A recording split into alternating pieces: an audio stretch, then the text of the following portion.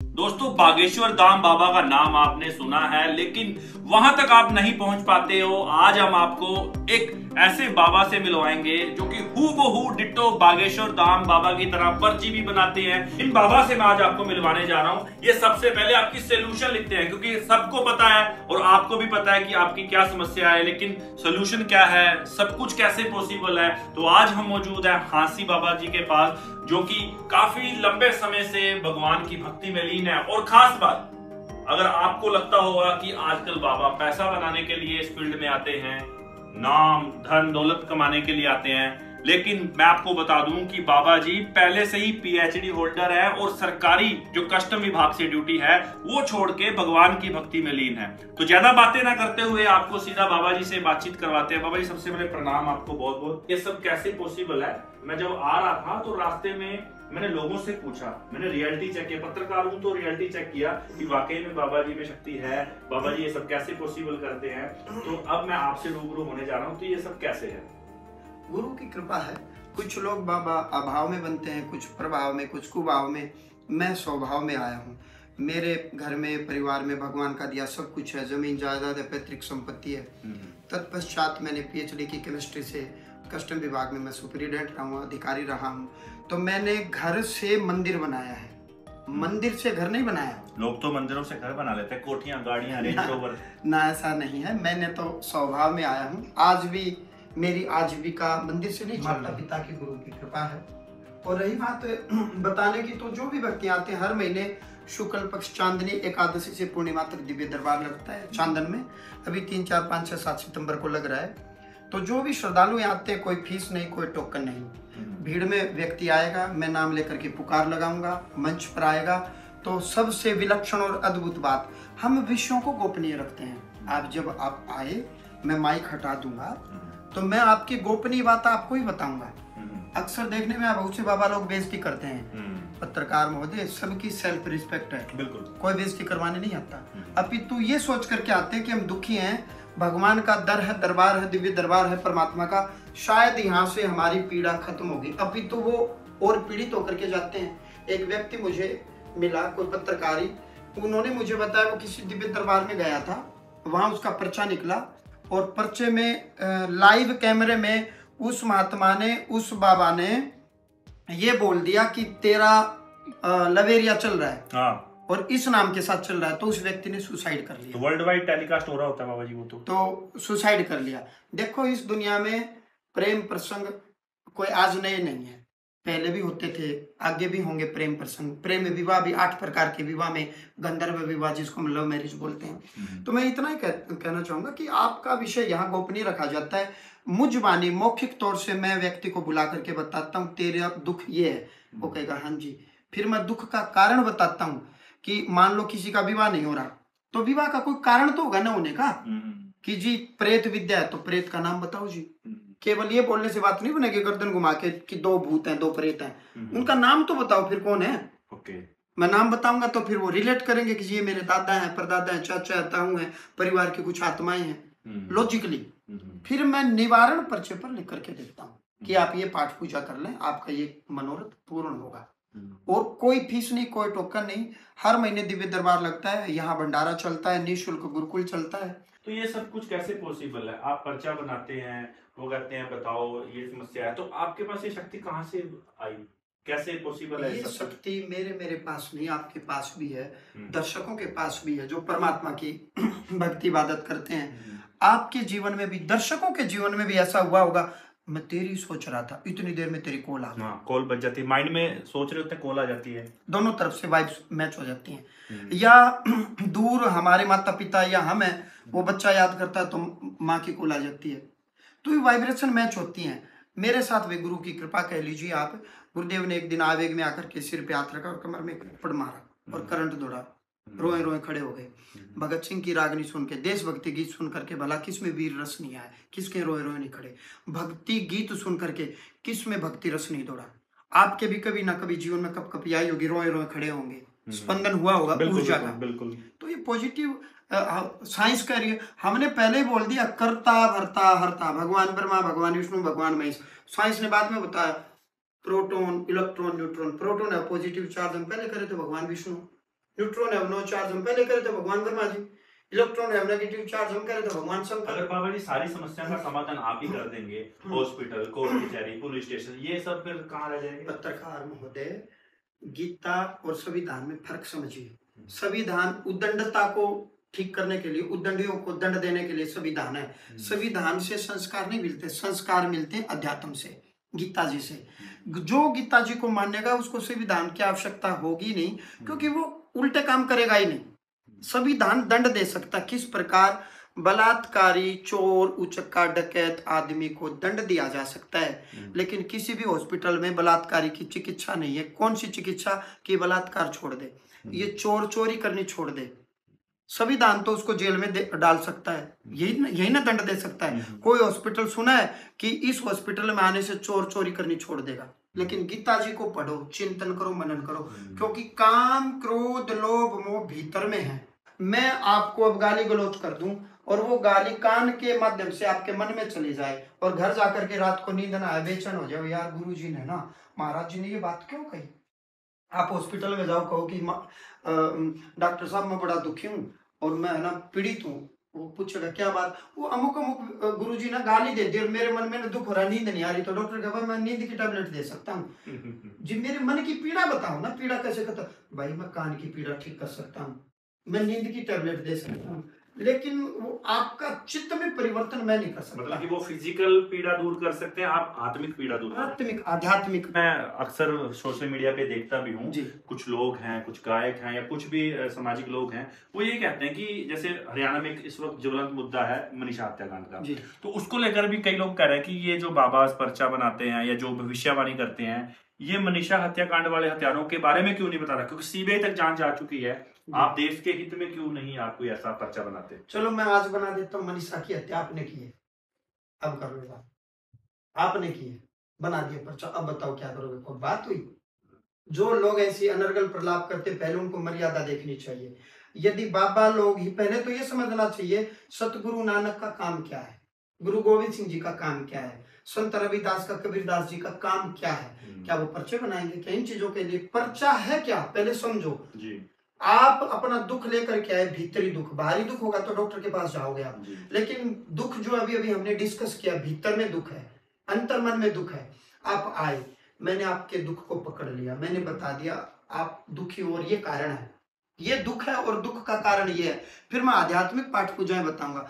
मनीषा के साथ रेप हुआ है, हत्या हुई है, जो हुआ है, पहली बात तो सरकार को सब पता है। दूसरी बात, ये एजेंसी का काम है। एजेंसी का काम बाबा कैसे करेंगे? देश में हवाई जहाज क्रैश हो रही है, देश में आतंकवादी हमले हो रहे हैं, तो क्या काशी, मथुरा, वृंदावन, अयोध्या के जो महात्मा उनको उठा दें कि तुम किस चीज के संत हो, किस चीज के महात्मा हो? तुम्हारे रहते रहते देश में हवाई जहाज क्रैश हो गई, तुम्हारे रहते रहते पुलवामा में अटैक होगा, तुम ऐसे संत हो तो अपनी शक्ति से हमले मत होने दो, बता दो पहले। हाँ, पहले बता दो, नहीं होने ही मत दो, क्योंकि तुम संत हो, संत में तो ताकत होती है। बिल्कुल बिल्कुल। क्या सतगुरु नानक के समय, गुरु गोविंद सिंह जी के समय मुगल नहीं आए थे? बिल्कुल। तो उन्होंने अपनी शक्ति से उनको भस्म क्यों नहीं किया? गुरु साहब ने तो अपने बच्चे भी शहीद करवा दिए। नहीं तो फिर ये जो आप जिनकी गवैयों की जिनकी बात कर रहे हो, वो गवैये भगवान के नाम पर नाच नाच के, कुल्ले मटका करके अपनी आजीविका चला रहे हैं। उसी भगवान की इबादत वो करें, उसी के उनको क्या अधिकार हमसे ये सवाल करने का? सनातन को तोड़ने की बात करें, अपनी दुकान चमकाने की बात करें। पत्रकार महोदय, मैंने घर से मंदिर बनाया है और उन्होंने भगवान के मंदिर से गायक के नाम पर, गायकी के नाम पर घर बनाए हैं। उनकी हमारी तुलना मत करो कृपा करके। दूसरी बात, मैं एक बात और आपको कहना चाहता हूं आपके माध्यम से, हरियाणा के जो दर्शक हमें देख रहे हैं भाई, हमारा काम है समाज को मार्गदर्शन देना। मनीषा के साथ जो हुआ बड़ा निंदनीय है। ये 21वीं सदी में सभ्य समाज के ये लक्षण नहीं है, ऐसी घटना नहीं होनी चाहिए थी। ये एजेंसी का मामला है, ये सीबीआई का, पुलिस का मामला है, ये सीआईडी का मामला है। सीबीआई सीआईडी के संबंधित अधिकारी यदि मेरे पास आएंगे तो मैं उनका मार्गदर्शन करूंगा। यदि तुम चाह रहे हो कि मैं पर्चा बनाऊं तो मैंने बना दिया, मनीषा की हत्या पत्रकार ने की, आपने की, बताओ हमारे पर्चे को कौन पूछेगा? कोर्ट मान लेगा इस पर्चे को? उसके लिए एविडेंस चाहिए, एविडेंस जांच चाहिए, जांच। तो संबंधित जांच अधिकारी मेरे पास आए, वो कहे कि महाराज जी थोड़ा सा क्लू दे दो मुझे, बाकी मैं देख लूंगा। तो जांच एजेंसी का काम है। किस प्रकार दुर्वासा ऋषि, विश्वामित्र, महर्षि वशिष्ठ, त्रेता युग में महर्षि विश्वामित्र राजा दशरथ की सभा में गए कि राक्षस और ताड़का मेरे यज्ञ को सफल नहीं होने दे रही, मैं राम को लेने आया हूं मेरे यज्ञ की सफलता के लिए। तो वशिष्ठ मुनि ने एक बात कही, राजन दशरथ को कहने लगे, विश्वामित्र संकल्प मात्र से इतने बड़े बड़े हथियार हैं, इन हथियारों के माध्यम से ये राक्षसों का नाश कर सकता है, लेकिन सारे हथियार राम को दिए। अगस्त ऋषि रावण के सगे ताऊ थे सगे। अगस्त ऋषि ने राम को हथियार दिए, मंत्र दिए और बोला रावण का विनाश कर। अगस्त ऋषि खुद भी चाहते तो रावण का नाश कर सकते थे। तो हम महात्माओं का काम जांच एजेंसी नहीं है, जांच हमारा विषय नहीं है, विषय एजेंसी का है, सरकार का है। पक्ष और विपक्ष का काम है, विपक्ष इस मुद्दे को उठाए। ये गवैये तो ये चाह रहे हैं मैं कुछ बोल दूं और मेरी जान न फाड़े हो जाएंगे, मैं किसी का भी नाम लूंगा वो बंदूक लेके मेरे सिर पर चढ़ेंगे और फिर यहाँ पुलिस सहायता लेनी पड़ेगी। फिर वही गवैया कहेगा ये बाबा है, इस बाबा को सिक्योरिटी की क्या जरूरत है। मैंने तो एक वीडियो कोई पत्रकार मुझे दिखा रहा था, हरियाणा में कोई बधाई के गीत गाता है, जो किन्नर समाज गाते हैं, कोई बधाई के गीत गाता है, वो कह रहा था खच्चर पर बैठ करके यात्रा करने से शिव जी नाराज हो जाते हैं। मैं उससे पूछ रहा हूँ 20 साल 10 साल 15 साल से वो गीत गा रहा है, एक आधे पर्चे वो भी निकाल दे, अपनी देवी माँ अपने भगवान को बोल करके एक आधे हवाई जहाज वो भी ठीक कर दे। यदि उसकी देवी माँ, यदि उसके भगवान उसको संकेत नहीं दे रहे तो फिर वो पब्लिक का पोपट क्यों बना रहा है। सनातन में पत्रकार महोदय इतनी ताकत है, क्षण भर के लिए भी आप मेडिटेशन करोगे तो परमात्मा आपको क्लू देंगे, संकेत देंगे, आपके चित्त में भाव उत्पन्न होंगे। अब आओ गधे वाली बात पर, खच्चर के ऊपर मत बैठो, तो खच्चर को हम हमारे सिर पर बैठा करके, कमर पर बैठा करके दर्शन कराएंगे। खच्चर से घर चलते हैं लोगों के। सरकार वहां झूले लगाने लगी, इलेक्ट्रिक झूले, उन्होंने हड़ताल कर दी कि जी हमारी रोजी रोटी इन खच्चरों के कारण चल रही है, ये हमारे देवता हैं, तो तू उनके पेट पर लात मार रहा है। खच्चर बने ही बोझा ढोने के लिए हैं। क्या वो गाय का गायन वादन करने जाता है तो गाड़ी में नहीं जाता, भगवान खुश होंगे वो पैदल जाकर के करे। और सुनो, मैं आपके माध्यम से कहना चाह रहा हूँ, हरियाणा में जो भी और बाहर भी जो हमें सुन रहा है, दुनिया भर के दिव्य दरबार लगाए, 1 रुपया मैंने आज तक किसी से नहीं लिया। मेरे साथ जो ढोलक पेटी वाले साजिंदे गए, अपने घर से सैलरी दी उनको, मेरी आजीविका मंदिर से नहीं चल रही। आपका मकसद क्या है? सनातन को बढ़ाना, सनातन को बढ़ाना। और संबंधित अधिकारी जांच करे। ये जांच बाबाओं के हाथ में नहीं है और ना बाबाओं की कोई मानता, ये जांच अधिकारी का विषय है। जांच अधिकारी मेरे पास आए, पत्रकार महोदय आपका जूता और मेरा सिर, मैं अधिकारी को बताऊंगा, लेकिन अधिकारी मुझे श्रेय क्यों देंगे? जांच उनके हाथ में है, सरकार बैठाएगी। तो अधिकारी ये बात क्यों कहेगा कि अमुक अमुक बाबा ने अपराधी को पकड़ा, वो तो ये कहेंगे हमने पकड़ा है, और कहना भी चाहिए, और पकड़ेंगे भी वो, और कोर्ट भी उन्हीं की मानेगा। तो ये चीजें इस प्रकार से कल्याणकारी नहीं है। समाज को भ्रमित करना, उल्टे पटांग बातें करना, वो तो कल को ये भी कहेगा कि भाई बैल से खेत मत जो, तो बैल को दर्द होता है, ये पाप है।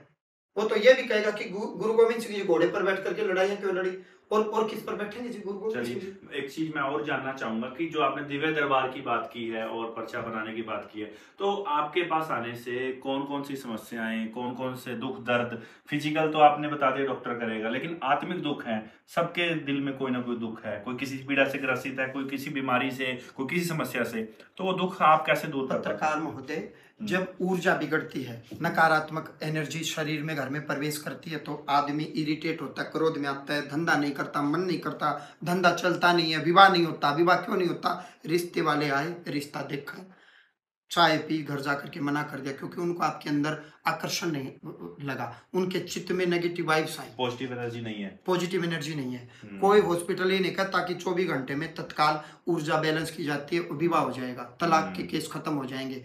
हॉस्पिटल भौतिक वैज्ञानिक है, वो हड्डी का है, हड्डी का इलाज कर देगा, लीवर वाला लीवर का कर देगा, किडनी वाला किडनी का। मूल को पकड़ो ना, जड़ को पकड़ो ना। आप पेड़ सूख रहा है, जड़ को नहीं देख रहे। जड़ में क्या है? जड़ में एनर्जी बैठी है।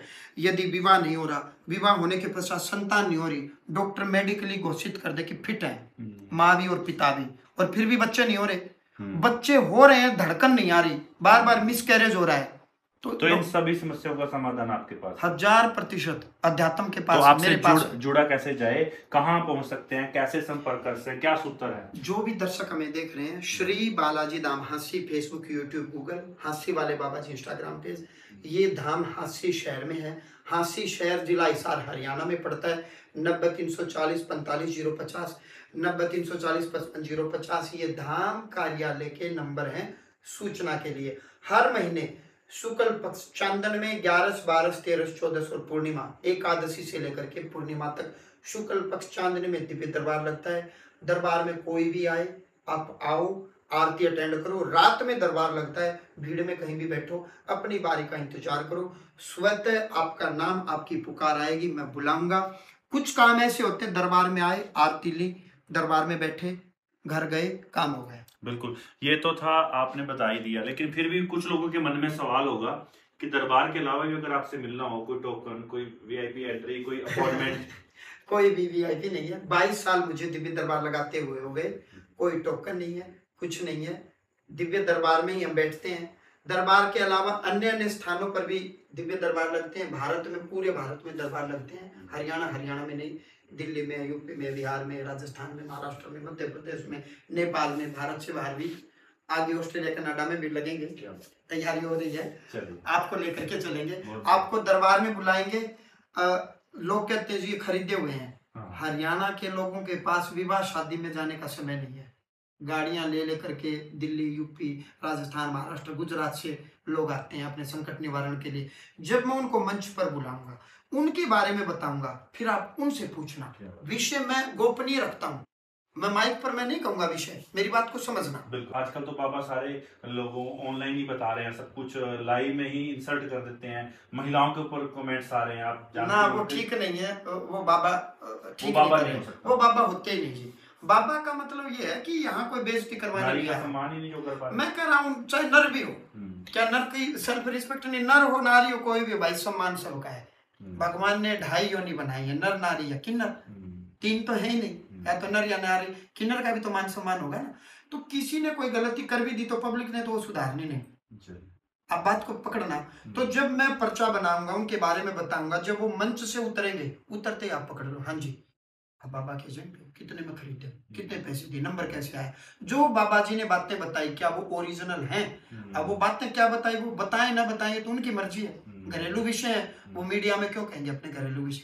वो इतना बता देंगे कि जी महाराज ने जो बातें बताई अपने आप बताई, हमारे बगैर पूछे बताई, और वो बातें 100% ओके हैं। बिल्कुल। तो दोस्तों, ये तो थे महाराज जी जिनसे हमने खास बातचीत करवाई। अगर आपके मन में भी, मेरे को लगता है वीडियो के बाद सवाल उठ रहे हैं कि शायद हम भी जाएं, हम भी अपनी जो है कष्ट का निवारण करें, हम भी अपना पर्चा बनवाएं, तो अगर आप चाहते हैं ये सब कुछ, तो नीचे दिए गए नंबर पे भी आप कॉल कर सकते हैं। वेबसाइट है और एड्रेस जो भी, आप वहां जा सकते हैं। बाकी ज्यादा जानकारी के लिए इनके साथ आप जुड़ सकते हैं। और रही बात पर्चा की और लाइव रियलिटी है, वो हम आपको नेक्स्ट वीडियो में जरूर दिखाएंगे। HR 71 के लिए हांसी बाबा जी के दरबार से सरनजीत सिंह।